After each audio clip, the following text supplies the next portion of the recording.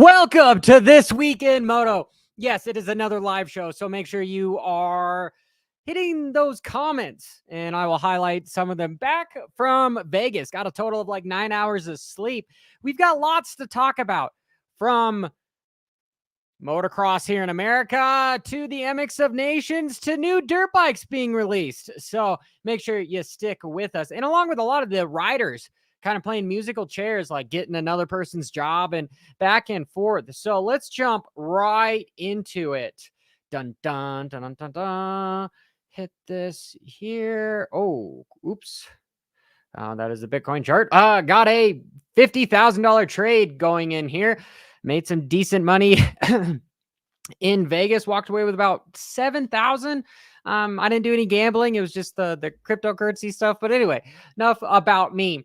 There is a new 450. Finally, Triumph is going to release their TF 450 RC. I'm guessing the RC stands for maybe Ricky Carmichael. And this is going to be set for October 3rd. I'm actually really interested to see what this bike is, because if this bike rides like the 250, because I do have a review on the 250 where I basically called it a hybrid between having the Honda frame to having the turning ability of the 250 Yamaha, which I love, to having the power band of the Austrian motorcycles. It was a pretty good package. Not quite, I don't believe, worth 10 grand, but I'm guessing this guy's probably going to be 11.5. That doesn't come with decent wheels, a pipe, that sort of thing. But if you're getting forks that don't have to be converted because there's not air forks, I could see that this bike being a pretty good machine, especially for privateers if they start throwing money at contingency, because that's one thing that riders love, is they love freaking contingency. So much do they love contingency. So dun dun dun, that is the 450. Make sure we look for that October 3rd. And then there's like basically a Sur-Ron killer that came out here, which is this Altus Sigma, right? And I believe this guy is highlighting a couple of the videos that they've done a pretty good job of reviewing it. You know, I honestly would like to ride this sucker. Moto seat, full suspension, and they're saying it goes 85 miles an hour. Except for this guy is $5,500, right? For a 94 volt, 35 amp e-dirt bike. That's a pretty big battery on those suckers. That is a pretty big battery on those suckers. The Sur-Ron, you know, you can get the Light B for about $2,800 and the X for about $5. And then with the, what do they have? They have now a racing layout setup. I bet that guy is like another $2,500. So for me, as of right now, if I had to buy one of these little pitster bikes, I would be saying that the Altus would be the one that I pick. But let me know in the comments down below.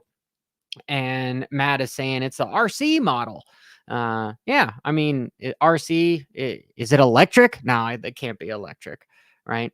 But anyway, and we've got Big O saying Brop. Yeah.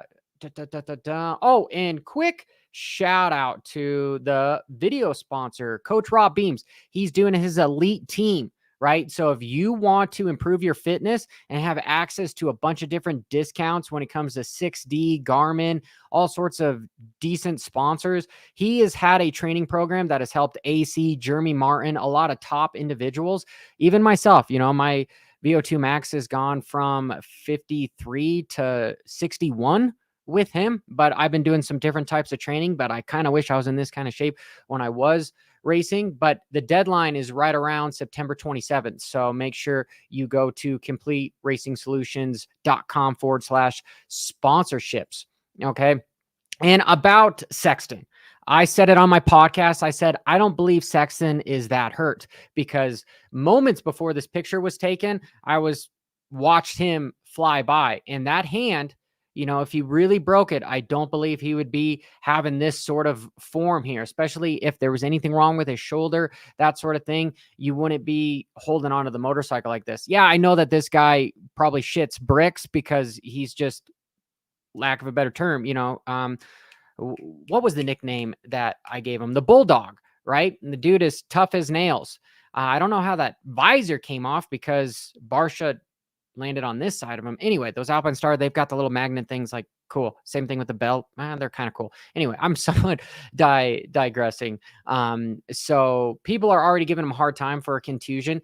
Dude, that hand is not going to be good enough for the Motocross of Nations. Again, we are making these guys super thin when it comes to 33 races and then 2 weeks to get your bike ready for the Motocross of Nations and ship it over and go through customs. And then, he's not going to be ready. He, I believe, is probably relieved that he's like, dang it, I wish I could be there, but I'm not going to be there at the capacity that United States deserves. Okay. And I don't want Sexton to ride over there and have to ride with a hurt hand. I want to see him at A1 to be able to race Jet one-on-one for a championship. That's really what I want to see. And coming from his pocket, I'm guessing that's the same thing. There's lots of money on the line, and for him to go over and represent. We had a big old long conversation on my podcast about it. So if you want to check that out, go look at this Monday's live show. Coach and I talked to, I wouldn't say nauseum, but we talked for 15 minutes or so about MX of Nations, where I think it really should be a 2-year deal. The United States should bring their best A game, right? And speaking of best A game, that is not what I wanted to say, but here. You know that I'm in for Team USA. As you know, Chase got hurt last Saturday night in Las Vegas. So I'm here to fill that spot. So it'll be myself, Cooper, and Aaron. We'll be all in. We'll be giving it our best effort. And we will see you out at Matterley Basin representing the Team USA. And truthfully, Tomac I'm so stoked that Tomac is doing it, because I really wanted to see him on Ducati. And if you saw my interviews, sorry, just one of the comments about the tri-up that just got me, AC radio controlled, maybe, I don't know. Anyway, but kind of cool that the 450 is coming off, but we're talking about Tomac here. I am so pumped because I asked him if he was going to be back for 2026, and he said he was essentially retiring in 2025. Yeah, he can't really talk much about switching teams, but he only has a 1-year contract. So I thought it was within the wiggle room there, because you guys know me. I want to see Ducati throw a shit ton of money at him and make him stay around, because he's just so much fun to watch. I've got another video up there about the difference between, here, can I show you guys it? Let's just go home. Where's my profile? This guy. Look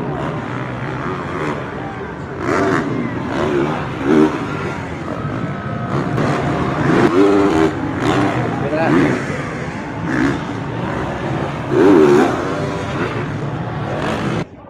Okay, it's just basically listening to the revs between the two.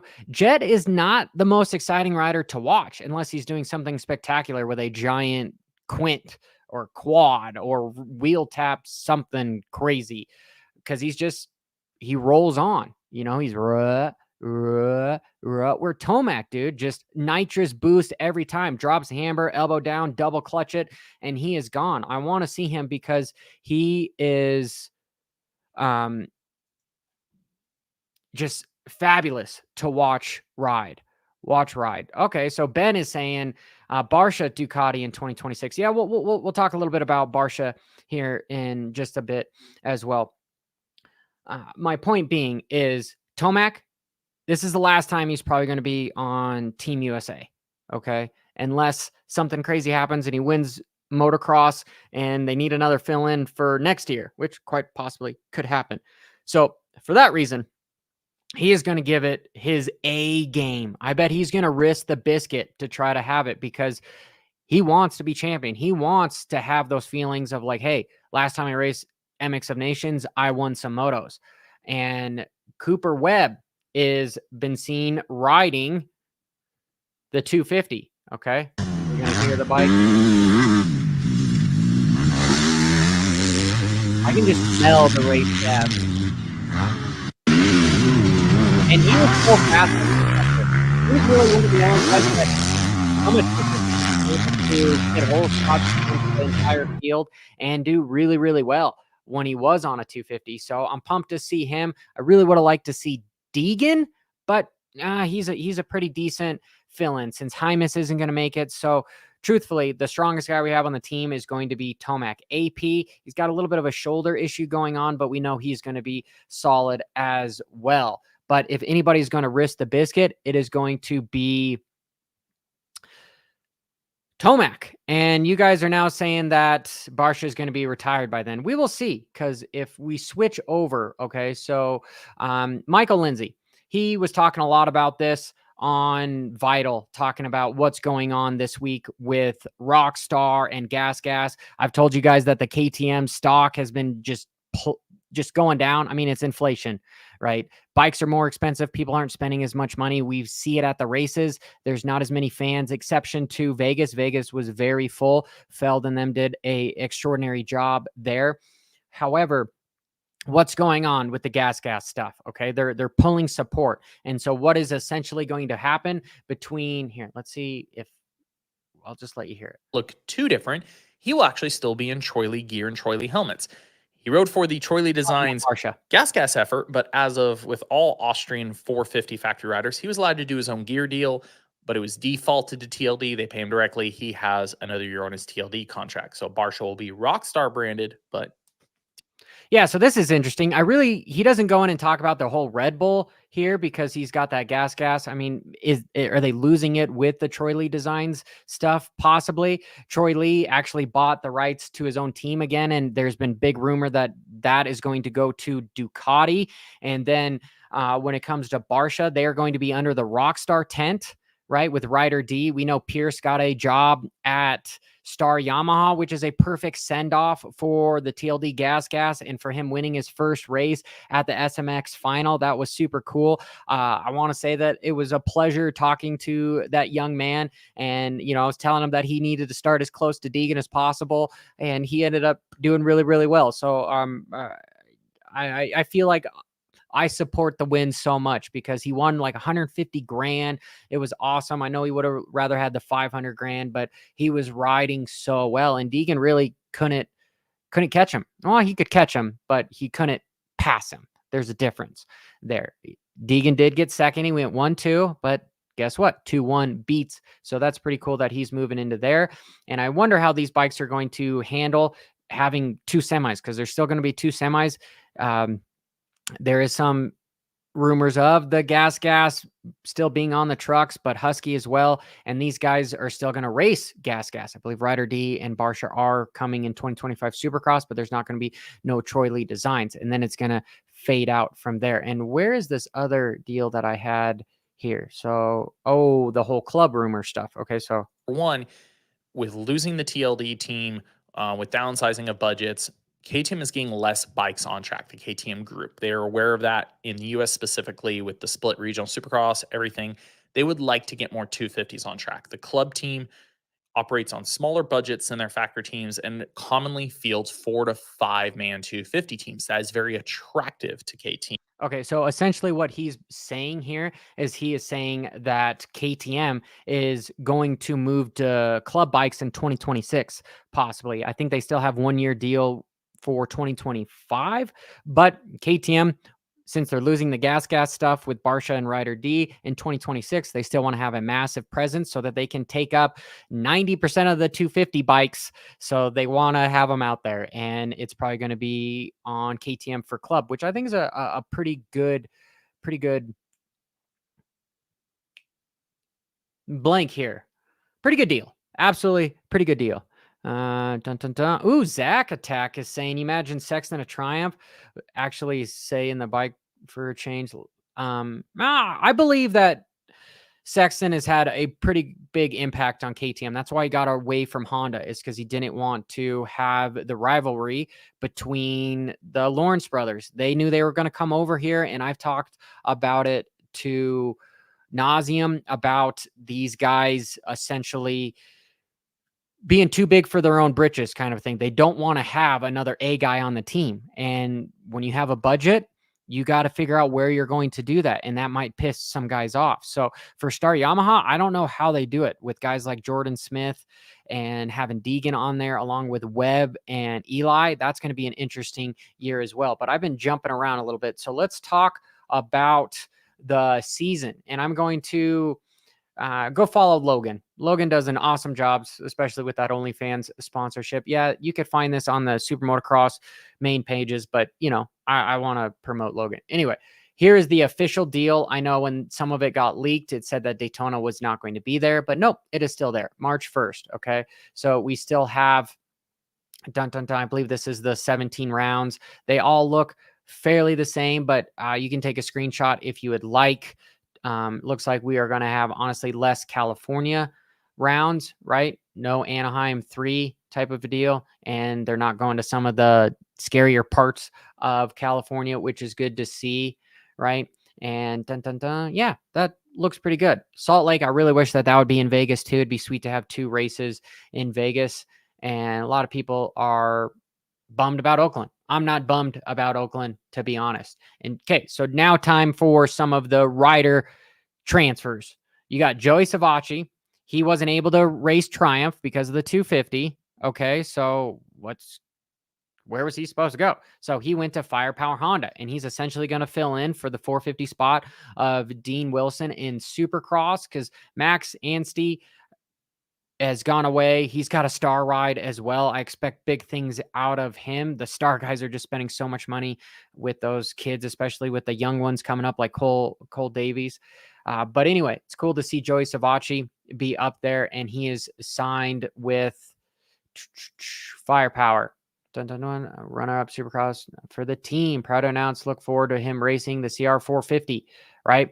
So again, he's basically taken Dino's spot there. And what else do I have on here? Max Volan.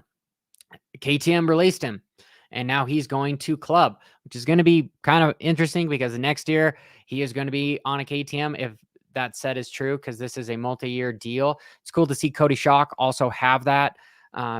However, this kid, I'm surprised he stayed with KTM as long as he did because he's faster than what his results have been. So hopefully there at Club, they can kind of teach him and be a mentor for him so that he can actually start getting the finishes that he deserves.